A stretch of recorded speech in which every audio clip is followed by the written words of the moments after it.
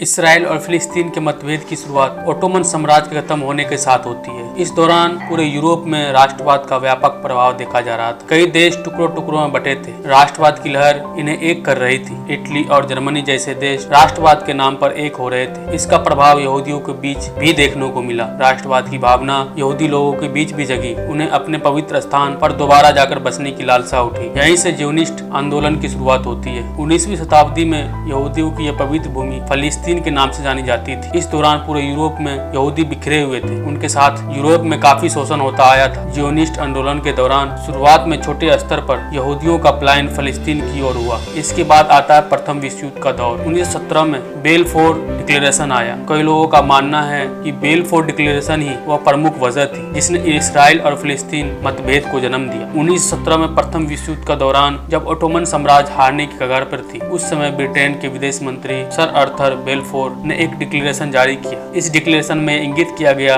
कि ब्रिटेन यहूदियों को उनकी पवित्र भूमि फिलिस्तीन देगा और वहां उनका पुनर्वास करवाएगा। वहीं दूसरी ओर ब्रिटेन ने चुपके से फ्रांस और रूस के साथ साइक्स पिकॉट एग्रीमेंट पर हस्ताक्षर किया। इसके अंतर्गत उसने पूरे मध्य पूर्व को अलग अलग हिस्सों में बांट दिया और तय किया कि प्रथम विश्व युद्ध के समाप्ति के बाद कौन सा देश किसके हिस्से में आएगा। इससे उसने फिलिस्तीन को अपने हिस्से में रखा। सीरिया और जॉर्डन को फ्रांस को दिया गया। वहीं तुर्की का कुछ हिस्सा रूस के पास गया। एक तरफ ब्रिटेन ने सामूहिक तौर पर कहा कि फिलिस्तीन हम यहूदियों को देंगे, वहीं दूसरी ओर उसने गुपचुप तरीके से साइक्स पिको एग्रीमेंट के तहत यह हिस्सा अपने पास रख लिया। प्रथम विश्व युद्ध खत्म होने के बाद ओटोमन साम्राज्य की हार हो चुकी थी। फिलिस्तीन में ब्रिटिश शासन देश की शुरुआत होती है। बेलफोर डिक्लेरेशन के कारण भारी मात्रा में यहूदियों का पलायन फिलिस्तीन में हो रहा था। इस दौरान यहाँ पर यहूदियों की तादाद तेजी से बढ़ने लगी थी। फिलिस्तीन में जो यहूदी पलायन करके आ रहे थे, उन्होंने यहाँ आकर जमीनें खरीदना शुरू कर दी। धीरे धीरे यहूदियों का फिलिस्तीन में विस्तार होने लगा। अब यहूदियों ने अरब फिलिस्तीनियों से जमीन खरीदने की दर पहले के मुकाबले और ज्यादा बढ़ा दी। यहूदियों का फिलिस्तीन में व्यापक विस्तार होने लगा। फिलिस्तीन में अपना प्रभुत्व मजबूत करने के बाद उन्होंने अरब फिलिस्तीनियों को भगाना शुरू किया। इसके कारण 1936 में अरब फिलिस्तीनियों ने विद्रोह कर दिया। इसे दबाने के लिए ब्रिटिश सरकार ने यहूदी सेना की मदद ली। बाद में अरब फिलिस्तीनियों को शांत कराने के लिए ब्रिटिश सरकार ने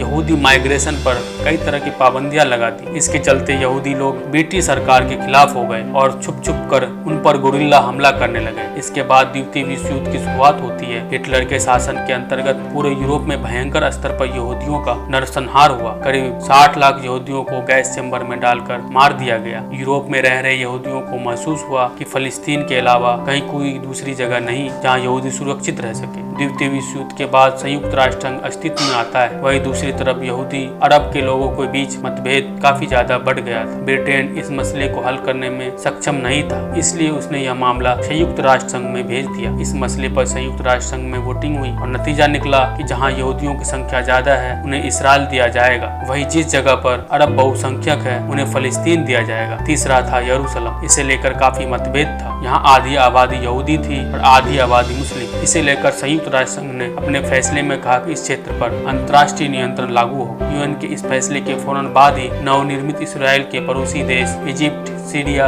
इराक और जॉर्डन ने उस पर हमला बोल दिया। इस युद्ध में इसराइल ने अपना बचाव करते हुए इन चारों देशों को हरा दिया। इस लड़ाई के बाद जॉर्डन के पास फिलिस्तीन के पूरे वेस्ट बैंक का नियंत्रण आ गया। वही गाजा पट्टी पर इजिप्ट का, वही थोड़ी बहुत जगह फिलिस्तीन की बची थी, उस पर इसराइल ने कब्जा कर लिया। इस युद्ध के कारण फिलिस्तीन का अस्तित्व न के बराबर हो गया। युद्ध में इसराइल ने फिलिस्तीन के 50% हिस्सों पर कब्जा कर लिया था। इस युद्ध की वजह से लगभग 7 लाख अरब फिलिस्तीनी को बतौर शरणार्थी अपना देश छोड़ना पड़ा। अरब इसराइल युद्ध के बाद इजिप्ट, सीरिया और जॉर्डन 1967 में दोबारा इसराइल पर हमला करने की योजना बनाते हैं। उनके इस हमले से पहले इसराइल ने इन तीनों देशों पर हमला बोल दिया। हमले में तीनों देशों को काफी नुकसान पहुंचा। इस युद्ध में इसराइल ने सीरिया से गोलन हाइट, इजिप्ट से गाजा स्ट्रिप एवं पेनिनसुला और जॉर्डन से वेस्ट बैंक छीन लिया। बाद में कुछ अंतर्राष्ट्रीय समझौते के कारण इसराइल को पेनिनसुला इजिप्ट को वापस करना पड़ा। उधर दूसरी तरफ इसराइल के पास पूरा फिलिस्तीन कब्जे में था। इस युद्ध को 6 डे वॉर के नाम से जाना जाता है। इसराइल का फिलिस्तीन पर पूरा नियंत्रण हो चुका था। इसके बाद फिलिस्तीन लोग वेस्ट बैंक पर बढ़ रहे इसराइली सैन्यकरण, दमनकारी नीतियों के खिलाफ बोलना शुरू करते हैं। इसी कड़ी में यासिर अराफात ने एक संगठन शुरुआत, जिसका जिसका नाम फलस्तीन लिबरेशन ऑर्गेनाइजेशन था। इस संगठन ने कई छुटपुट बमबारी करी,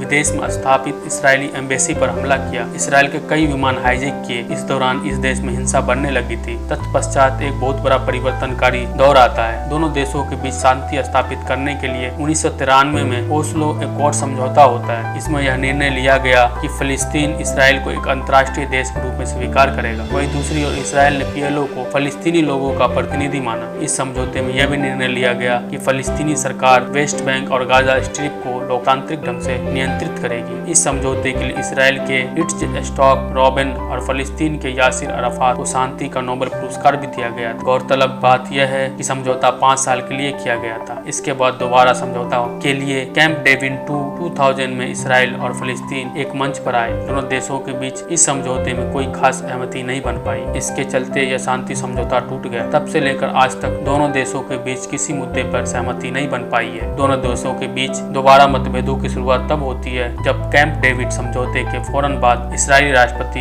एहूद बाराक फलस्तीनी सीमा में 1000 सैनिकों के साथ टेम्पल माउंट पर जाते हैं। इस कारण फलस्तीनी लोगों को गुस्सा फिर से फूट पड़ता है। नतीजतन दोबारा हिंसक झड़पों की शुरुआत होती है। यह हिंसक गतिविधियां पहले के मुकाबले ज्यादा उग्र थी। इसमें 1000 यहूदियों की जान गई तो वहीं 3200 फलस्तीनियों को अपनी जान से हाथ धोना पड़ा। यह घटनाक्रम सन 2000 से लेकर 2005 तक चलता रहा। इसके बाद 2005 में इसराइल ने अपनी नीतियों में कई बड़ी बदलाव किए। उसने गाजा से अपने 8000 सैनिकों को हटा दिया। फलस्तीन में हमास राजनीति पार्टी का गाजा में आरंभ होता है। वही दूसरी ओर PLO से जुड़ी पार्टी फतेह हमास को सरकार में लेने से मना कर देती है। इसके बाद 2007 में हमास का पूरी तरह गाजा पर नियंत्रण हो जाता है। इस कारण फतेह को वहां से जाना पड़ता है। हमास के उत्थान से फिलिस्तीन की राजनीति में दोहरीकरण आता है। पहले केवल एक ही पार्टी PLO थी। फिलिस्तीन के इन दोनों पार्टियों की विचारधारा एक दूसरे से पूरी तरह भिन्न है। इस कारण दोनों देशों के बीच के मतभेद और भी ज्यादा बढ़ गए हैं।